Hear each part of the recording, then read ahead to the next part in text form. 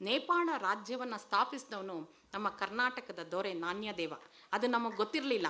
ಕಟ್ಮಂಡು ನಗರವನ್ನು ಕಟ್ಟಿದವನೇ, ನಿರ್ಮಾಣ ಮಾಡಿದವನೇ, ಸ್ಥಾಪನೆ ಮಾಡಿದವನೇ. ಹೇಗೆ ನಾವು ಅಕ್ಬರ್ನ ಹಿಸ್ಟ್ರಿ ಹೇಳ್ತಾ ಅವನೊಂದು ಹೊಸದು ಪ್ರಾರಂಭ ಮಾಡ್ದ ಅಂತ ಭಾಳ ಜೋರಾಗಿ ನಮ್ಮ ಟೆಕ್ಸ್ಟ್ಗಳಲ್ಲಿ ಬರ್ಕೊಳ್ತೀವಿ. ಆದರೆ ನೇಪಾಳವನ್ನು ನಮ್ಮ ಕರ್ನಾಟಕದ ದೊರೆನೇ ಪ್ರಾರಂಭ ಮಾಡಿದ್ದು, ಕಟ್ಮಂಡು ನಗರವನ್ನು ಕಟ್ಟಿದ್ದು ಸಹ ಕರ್ನಾಟಕದವರು. ಅದು ನಮಗೆ ಗೊತ್ತಿರಲಿಲ್ಲ, ಹಿಸ್ಟ್ರಿಲೇ ಗೊತ್ತಿರಲಿಲ್ಲ.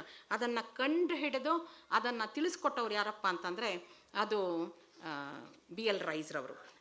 ಮೊದಲನೇದಾಗಿ ಯಾರು ಈ ಪುಣ್ಯಾತ್ಮ BL ರೈಸ್ ಅಂದರೆ, ಇವತ್ತು ಕರ್ನಾಟಕದಲ್ಲಿರುವಂಥ ಎಲ್ಲ ಇತಿಹಾಸಕ್ಕೆ ಅಡಿಪಾಯ ಆಗಿರುವಂಥ ಶಾಸನಗಳನ್ನು ಗುರುತಿಸಿ, ಆ ಎಲ್ಲ ಶಾಸನಗಳನ್ನು ಐಡೆಂಟಿಫೈ ಮಾಡಿ, ಆ ಶಾಸನಗಳನ್ನೆಲ್ಲ ತಾನೇ ತೊಳೆದು, ತಾನೇ ಎಷ್ಟು ಬೇಕೋ ಅಷ್ಟು ನೀರು, ಪರ್ಕೆ, ಬ್ರಷು ಎಲ್ಲ ತೊಗೊಂಡು ಹೋಗಿ ಸುಮಾರು 9,000 ಶಾಸನಗಳನ್ನು ಅವರು ಗುರುತಿಸಿ 9,000 ಇನ್ಸ್ಕ್ರಿಪ್ಷನ್ಸ್ ಈ ಹ್ಯಾಸ್ ಐಡೆಂಟಿಫೈಡ್. ಅವರೇ 9,000 ಶಾಸನಗಳನ್ನು ಅವರೇ ಗುರುತಿಸಿ. ಹೇಗೆ ಗುರುತಿಸೋದು ಅಂದರೆ, ಕುದುರೆ ಮೇಲೆ ಹೋಗ್ತಾ ಇದ್ರಂತೆ ಹಳ್ಳಿಯಿಂದ ಹಳ್ಳಿಗೆ. ಇವರು ಇನ್ಸ್ಪೆಕ್ಟರ್ ಆಗಿದ್ದರು. ಅದಕ್ಕಿಂತ ಮುಂಚೆ ಇವರು he was Born here in Bangalore. ನಮ್ಮ ಅವಿನ್ಯೂ ರೋಡಲ್ಲಿ BL ರೈಸ್ ಚರ್ಚ್ ಇದೆ. ಅವ್ರ ತಂದೆಯವರು ಮಿಷನರಿಯಾಗಿ ಭಾರತಕ್ಕೆ ಬಂದರು. BL ರೈಸ್ ಅವರ ತಂದೆಯವರು ಮಿಷನರಿ ಕೆಲಸಕ್ಕೋಸ್ಕರ ಭಾರತಕ್ಕೆ ಬಂದರು. ಇಲ್ಲಿ ಕ್ರೈಸ್ತ ಧರ್ಮ ಪ್ರಚಾರ ಕಾರ್ಯ ಮಾಡಲಿಕ್ಕೆ ಬಂದರು. ಅದಾದ ನಂತರ BL ರೈಸ್ ಅವರು ಇಲ್ಲೇ ಹುಟ್ಟಿ ಕನ್ನಡ ಭಾಷೆಯನ್ನು ಕಲಿತು ಇಲ್ಲೇ ಅವರ ಪ್ರೈಮರಿ ಸ್ಕೂಲನ್ನು ಸಹ ಮಾಡಿ, ಆ ನಂತರ ಅವರು ಹೈಯರ್ ಎಜುಕೇಷನ್ಗೆ ಲಂಡನ್ಗೆ ಹೋಗ್ತಾರೆ. ಲಂಡನ್ಗೆ ಹೋಗಿ ಅಲ್ಲಿ ಓದ್ಕೊಂಡು ಬಂದು ಮತ್ತೆ ವಾಪಸ್ ಭಾರತಕ್ಕೆ ಬಂದು ಇಲ್ಲೇ ನಮ್ಮ ಸೆಂಟ್ರಲ್ ಕಾಲೇಜು, ಇವತ್ತು ನಾವು ಸೆಂಟ್ರಲ್ ಕಾಲೇಜ್ ಅಂತ ಯಾವ್ದು ಕರಿತೀವಿ, ಅದು ಸೆಂಟ್ರಲ್ ಹೈಸ್ಕೂಲ್ ಆಗಿದ್ದಾಗ ಅಲ್ಲಿ ಪ್ರಿನ್ಸಿಪಾಲ್ ಆಗಿರ್ತಾರೆ. ನಮ್ಮ ತಂದೆಯವ್ರಿಗೆ ಪ್ರಿನ್ಸಿಪಾಲ್ ಆಗಿದ್ದರು. ನಮ್ಮ ತಂದೆಯವ್ರಿಗೆ ಅವರು ಪ್ರಿನ್ಸಿಪಾಲ್ ಆಗಿದ್ದರು. ಅದಾದಮೇಲೆ ಅವರು ಹೈಯರ್ ಎಜುಕೇಷನ್ ಸೆಕ್ರೆಟರಿ ಆಗ್ತಾರೆ. ಅದಾಗತ್ಲೂ ಸ್ಕೂಲ್ ಎಜುಕೇಷನ್ ಡೈರೆಕ್ಟರ್ ಆಗ್ತಾರೆ. ಅವರು ಸೆನ್ಸಸ್ ಕಮಿಟಿ ಚೀಫ್ ಆಗ್ತಾರೆ. ಮೈಸೂರಿನ 7 ಸೆನ್ಸಸ್ಗಳನ್ನು ಅವರು ಮಾಡ್ತಾರೆ.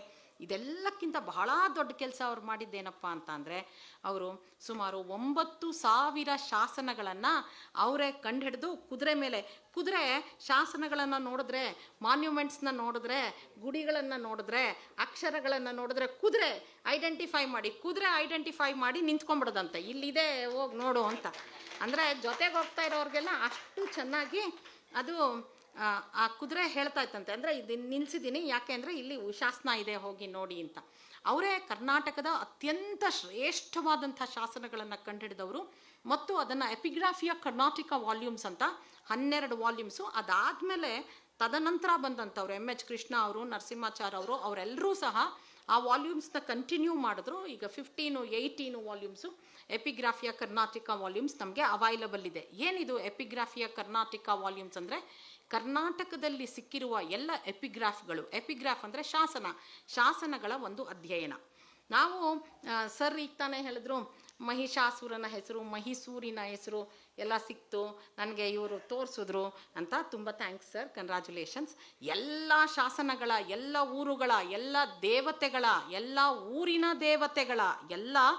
ಊರಿನ ದೇವತೆಗಳ ಮತ್ತು ಎಲ್ಲ ರೀತಿಯ ಪ್ರಮುಖ ವಿಷಯಗಳ ಎಲ್ಲ ಶಾಸನಗಳನ್ನು ಈತ ಪಾಪ ಪರ್ಕೆ ತಗೊಂಡು, ನೀರು ತಗೊಂಡು, ಬ್ರಷ್ ತಗೊಂಡು ತೊಳೆದು ಅದೇನು ಅಂತ ಕಂಡುಹಿಡಿದು ಎಸ್ಟಾಂಪ್ ಪೇಜ್ ಅಂತೀವಿ ನಾವು. ಎಸ್ಟಾಂಪ್ ಪೇಜ್ ಅಂದರೆ ಹಿಸ್ಟ್ರಿ ಅವ್ರಿಗೆ ಅದನ್ನು ಮೊದಲು ಪಾಪ ಇವಾಗ ನಾವು ಮಿಥಿಕ್ ಸೊಸೈಟಿನಲ್ಲಿ 3D ಡಾಕ್ಯುಮೆಂಟೇಷನ್ ಮಾಡ್ತೀವಿ. ದೊಡ್ಡದು ಕ್ಯಾಮ್ರಾಗಳೆಲ್ಲ ಇಟ್ಕೊಂಡಿದ್ದೀವಿ. ಒಂದು ಶಾಸನನ 3 ಡೈಮೆನ್ಷನಲ್ ಆಗಿ ಕ್ಯಾಪ್ಚರ್ ಮಾಡಿಬಿಡ್ತೀವಿ. ಆಗೇನೂ ಇರಲಿಲ್ಲ, ಇವ್ರು ಕಂಡು ಹಿಡಿದಾಗ ಏನೂ ಇರಲಿಲ್ಲ. ಆಗ ಹೇಗೆ ಮಾಡ್ತಾಯಿದ್ರು ಹಾಗಾದರೆ ಅಂದರೆ, ಅವರು ಒಂದು ಪೇಪರ್ ಮೇಲೆ ಮಸಿ ಹಾಕಿ ಎಲ್ಲೆಲ್ಲಿ ಸ್ಟ್ಯಾಂಪ್ ಇದೆಯೋ ಅಂದರೆ ಶಾಸನ ಇದೆಯೋ ಅಲ್ಲೆಲ್ಲ ಒತ್ತಿ ಅದರದ್ದು ಪ್ರತಿ ತಗೊಂಡು ಅದನ್ನು ಓದಿ ಅಧ್ಯಯನ ಮಾಡಿ ಕಳಿಸ್ಬೇಕಾಗಿತ್ತು. ಹಾಗೆ 1, 2, 3, 4 ಅಲ್ಲ, ಸುಮಾರು 9,000 ಶಾಸನಗಳನ್ನು ಈತ ತಾನೇ ಸ್ವತಃ ಅಧ್ಯಯನ ಮಾಡಿ, ಐಡೆಂಟಿಫೈ ಮಾಡಿ, ಜಾಗ ಎಲ್ಲಿದೆ ಅಂತ ಹೇಳಿ ಮಾರ್ಕ್ ಮಾಡಿ, ಹಳ್ಳಿ ಯಾವುದು ಅಂತ ಮಾರ್ಕ್ ಮಾಡಿ, ಹೋಬಳಿ ಯಾವುದು ಅಂತ ಮಾರ್ಕ್ ಮಾಡಿ, ಊರು ಯಾವುದು ಅಂತ ಮಾರ್ಕ್ ಮಾಡಿ, ಆ ಊರಿನ ಯಾವ ಜಾಗದಲ್ಲಿ ಸ್ಪಷ್ಟವಾಗಿ ಕೆರೆ ಕಟ್ಟೆಯ ಬಲಭಾಗದಲ್ಲಿ, ದೇವಸ್ಥಾನದ ಬಲಭಾಗದಲ್ಲಿ, ದೇವಸ್ಥಾನದ ಮುಂಭಾಗದ, ಹೀಗೆ ಎಲ್ಲ ಡೀಟೇಲ್ಸು ಕೊಟ್ಟು ಪಾಪ ಬರೆದಿದ್ದಾರೆ. ಹಾಗಾಗಿ ಅವರು ಸುಮಾರು ಕಂಡಿಡ್ದಿರೋಂಥ 9,000 ಶಾಸನಗಳನ್ನು ಉಳಿಸ್ಕೊಳ್ಳೋದೇ ಇವಾಗ ಅವ್ರು ಹೇಳಿದ್ರಲ್ಲ, ಕನ್ನಡದ ತೇರನ್ನು ಎಳೆಯುವ ಕೆಲಸ ಮಾಡಬೇಕು ಅಂತ. ಅದನ್ನು ಮಾಡಿದ್ರೆ ಸಾಕು. ಸುಮ್ಮನೆ ಆ ಶಾಸನಗಳನ್ನು ಉಳಿಸ್ಕೊಂಡ್ರೆ ನಾವು ಇವತ್ತು ಸಾಕಾಗಿದೆ. ಇನ್ನೊಂದು ಒಂದು 2-3 ಸಣ್ಣ ಸಣ್ಣ ವಿಷಯಗಳು ಹೇಳ್ತೇನೆ.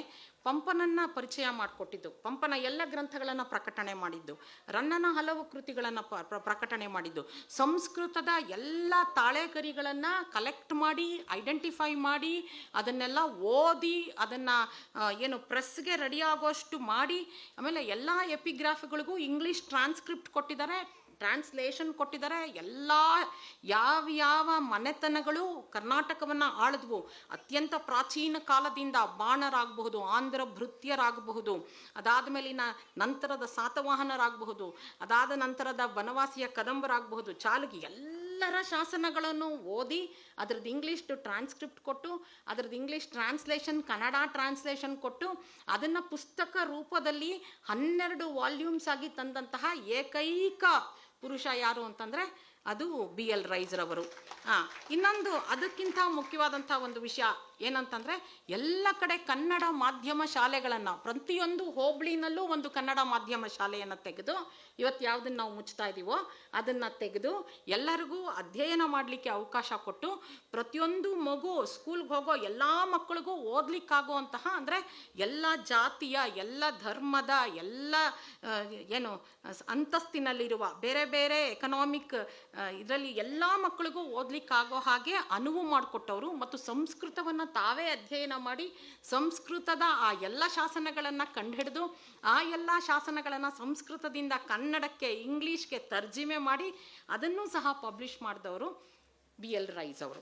BL ರೈಸ್ರವರ ಒಂಥರ ವಿಷಯವಾಗಿ ಅಂದರೆ, ನಾವು ಒಂದು 30 ವರ್ಷ ಕರ್ನಾಟಕ ಹಿಸ್ಟಾರಿಯೋಗ್ರಫಿ ಅಂತ ಒಂದು ಪೇಪರ್, ಹಿಸ್ಟಾರಿಯೋಗ್ರಫಿ ಆಫ್ ಕರ್ನಾಟಕ ಅಂತ 30 ವರ್ಷ ಈ ಪೇಪರಲ್ಲಿ BL ರೈಸೇ ಫಸ್ಟ್ ಪರ್ಸನ್ನು, ಅಂದರೆ ಹಿಸ್ಟಾರಿಯೋಗ್ರಫಿ ಬರೆದವರಲ್ಲಿ. ಯಾಕೆಂದರೆ ಕರ್ನಾಟಕದಲ್ಲಿ ಹಿಸ್ಟಾರಿಯೋಗ್ರಫಿ ಪ್ರಾರಂಭ ಮಾಡಿದವರೇ ಅವರೇ ಮೊದಲನೆಯ ಗೆಜೆಟಿಯರ್ ಬರೆದವರು ಸಹ, ನಮ್ಮ ಕರ್ನಾಟಕದ ಮೊದಲನೆಯ ಗೆಜೆಟಿಯರ್ನ ಬರೆದವರು ಸಹ ಅವರೇ. ಅದನ್ನು ಸ್ವಲ್ಪ ಇನ್ನೂ ವಿಸ್ತೃತಗೊಳಿಸಿ ಇನ್ನೂ ಹೆಚ್ಚು ಮಾಹಿತಿಗಳನ್ನು ಕೊಟ್ಟು ನಮ್ಮ ಆರ್ ನರಸಿಂಹಾಚಾರ್ ಅವರು ಮತ್ತು ಇವರೆಲ್ಲ ಮಾಡಿಕೊಟ್ರು. ಹಾಗಾಗಿ ಅದರ ಶ್ರೇಷ್ಠತೆ ಅಥವಾ ಅದರ ದೊಡ್ಡದಾದಂಥ ಒಂದು ಇಡೀ ಕರ್ನಾಟಕ ಗೌರವಿಸಬೇಕಾಗಿರುವಂಥ ಒಂದು ಕೆಲಸ ಮಾಡಿದವರು ಅಂತಂದರೆ BL ರೈಸ್ ಅವರು.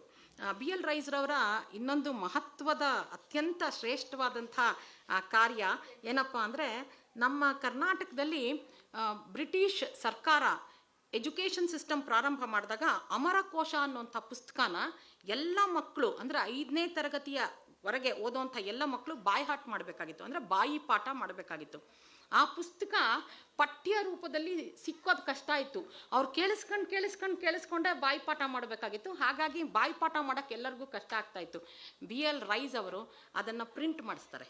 ಅಮರಕೋಶನ ಪ್ರಿಂಟ್ ಮಾಡಿಸಿ ಅಮರಕೋಶ ಎಲ್ಲ ಮಕ್ಕಳಿಗೂ ಬಾಯಿ ಪಾಠ ಆಗೋಕ್ಕೆ ಅನುಕೂಲ ಆಗೋ ಹಾಗೆ ಮಾಡಿಕೊಡ್ತಾರೆ. ಅದರಲ್ಲಿದ್ದಂಥ ತಪ್ಪುಗಳನ್ನು ಸಹ ಅವರು ಸರಿ ಮಾಡಿದ್ದಾರೆ. ಹೀಗಾಗಿ ಅಮರಕೋಶವನ್ನು ಪ್ರಿಂಟ್ ಮಾಡಿದವರು ಸಂಸ್ಕೃತದ ಹಲವಾರು ಗ್ರಂಥಗಳನ್ನು ಓರಿಯೆಂಟಲ್ ರಿಸರ್ಚ್ ಇನ್ಸ್ಟಿಟ್ಯೂಟಲ್ಲಿ ಇತ್ತು ಪ್ರಿಂಟ್ ಮಾಡಿದವರು. ಅಲ್ಲಿದ್ದಂಥ ಹಲವಾರು ಸಾವಿರ ಶಾಸನ ಮತ್ತು ತಾಳೆ ಪತ್ರಗಳನ್ನು ಅದನ್ನೆಲ್ಲ ಕ್ಲಿಯರ್ ಮಾಡಿ ಇವಾಗ ಆ ಕೆಲಸವನ್ನು ಸಹ ಮಿಥಿಕ್ ಸೊಸೈಟಿ ಮಾಡ್ತಾ ಇದೆ. ಸುಮಾರು 1.5 ಕೋಟಿ ಪ್ರಾಜೆಕ್ಟ್ ಅದು. ಅಲ್ಲಿರೋಂಥ ಎಲ್ಲ ತಾಳೆ ಪತ್ರಗಳನ್ನು ಅದನ್ನು ಸರಿ ಮಾಡಿ ಅದನ್ನು ರೆಕಾರ್ಡ್ ಮಾಡಿ ಡಾಕ್ಯುಮೆಂಟ್ ಮಾಡಿ ಅಲ್ಲಿರೋಂಥ ಇನ್ಫಾರ್ಮೇಷನ್ ಎಲ್ಲನೂ ಸಹ, ಅಂದರೆ ಅರ್ಥಶಾಸ್ತ್ರದ ಕಾಪಿ ಸಹ ಅಲ್ಲಿದೆ, ಅದನ್ನೆಲ್ಲನೂ ಸಹ ಮಾಡ್ತಾ ಇದ್ದಾರೆ. ಅದನ್ನು ಕಂಡುಹಿಡಿದವರು ಯಾರಪ್ಪ ಅಂತಂದರೆ ಅದು ನಮ್ಮ BL ರೈಸ್ ಅವರು. ನೇಪಾಳ ರಾಜ್ಯವನ್ನು ಸ್ಥಾಪಿಸಿದವನು ನಮ್ಮ ಕರ್ನಾಟಕದ ದೊರೆ ನಾಣ್ಯದೇವ. ಅದು ನಮಗೆ ಗೊತ್ತಿರಲಿಲ್ಲ.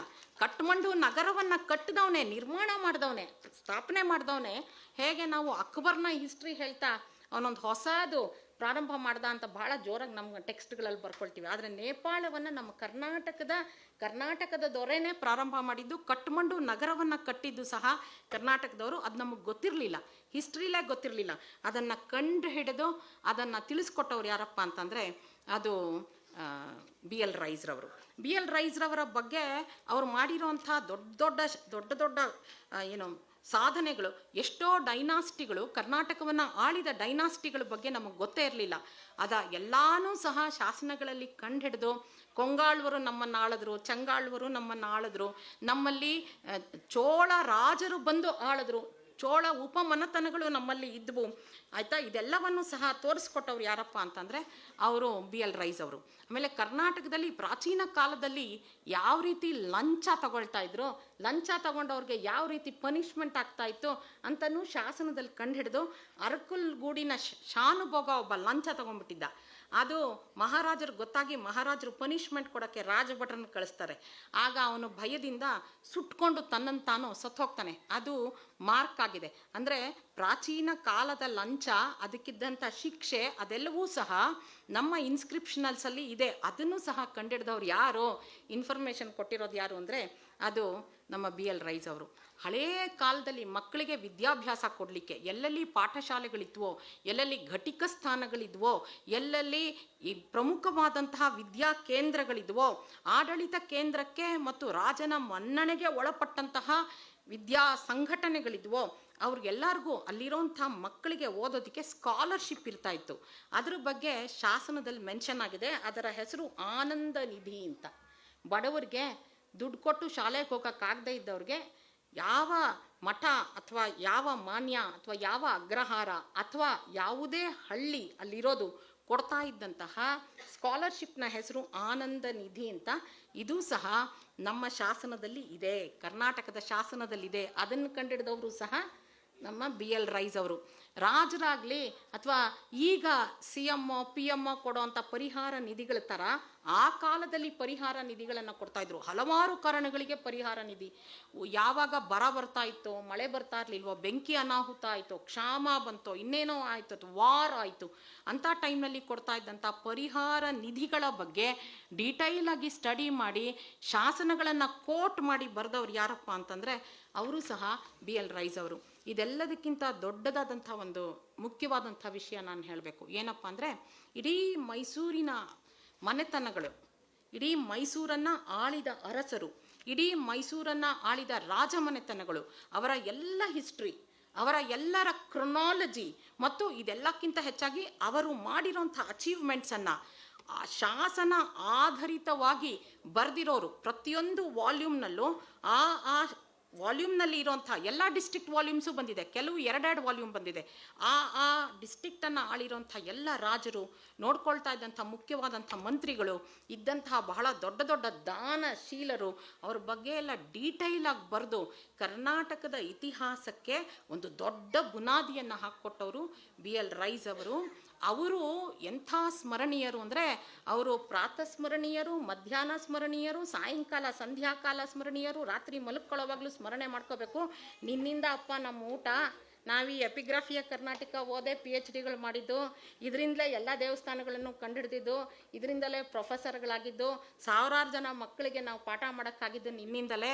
ಹಾಗಾಗಿ ಆತನನ್ನು ಶಾಸನ ಪಿತಾಮಹ, he is the father of Karnataka epigraphs. ಅವರು ಪುರಾತತ್ವ ಪಿತಾಮಹ, he is the father of Indian archaeology ಅಂತ ಅವ್ರ ಬಗ್ಗೆ ಮಾತಾಡ್ಲಿಕ್ಕೆ ಹೇಳಿದ್ರು. ನಾನು ಸ್ವಲ್ಪ ಜಾಸ್ತಿನೇ ರೆಡಿ ಮಾಡ್ಕೊಂಡು ಬಂದೆ. ಬಹುಶಃ ಬೇರೆ ಥರ ಇರುತ್ತೆ ಅಂತ ಅಂದ್ಕೊಂಡೆ. ಬಹಳ ಸಂತೋಷ ಆಯಿತು. ಆಮೇಲೆ ನನ್ನ ಮನಸ್ಸು ಅಂತಃಕರಣ ಎಲ್ಲ ಕರಗ್ಬಿಡ್ತು. ಅಯೂಬ್ ಖಾನ್ರವ್ರ ಬಗ್ಗೆ ಹೇಳಿದಾಗ, ಮತ್ತು ಇನ್ನು ಕೆಲವ್ರ ಬಗ್ಗೆ ಹೇಳಿದಾಗ, ಈ ಕಾರ್ಯಕ್ರಮ ನಡೆಸಿರೋರನ್ನ, ಇದನ್ನು ಆಯೋಜಿಸಿರೋರನ್ನ, ಇದಕ್ಕಾಗಿ ಶ್ರಮಪಟ್ಟು ಇದನ್ನು ಮಾಡಿರೋರಿಗೆ ಎಲ್ಲರಿಗೂ ಸಹ ಶ್ರೀರಾಮಕೃಷ್ಣರು, ಶ್ರೀಮಾತೆ ಶಾರದಾದೇವಿಯವರು, ಸ್ವಾಮಿ ವಿವೇಕಾನಂದರು ಒಳ್ಳೆಯದನ್ನು ಮಾಡಲಿ ಅಂತ ನಾನು ಪ್ರೇ ಮಾಡ್ತೀನಿ. ನನಗೆ ಈ ಅವಕಾಶವನ್ನು ಕೊಟ್ಟಂಥ ಅವರಿಬ್ಬರಿಗೂ ಸಹ ದೇವರು ಒಳ್ಳೇದು ಮಾಡಲಿ ಅಂತ ನಾನು ಪ್ರೇ ಮಾಡ್ತೀನಿ. Thank you so much.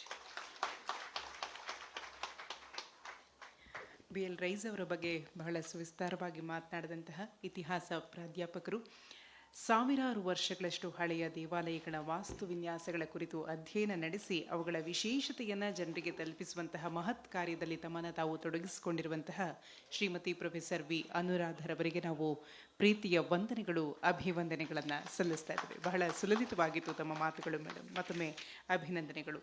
ಇದೀಗ ವೇದಿಕೆಯಲ್ಲಿ ಆಸೀನರಾಗಿರುವಂತಹ ನಿಮ್ಮೆಲ್ಲರ ಪ್ರೀತಿಯ ಶ್ರೀಯುತ ಕೆಂಗೇರಿ ಚಕ್ರಪಾಣಿಯವರು ಶುಭ ನುಡಿಗಳನ್ನು ಆಡಬೇಕು ಅಂತ ಹೇಳಿ ವಿನಂತಿ.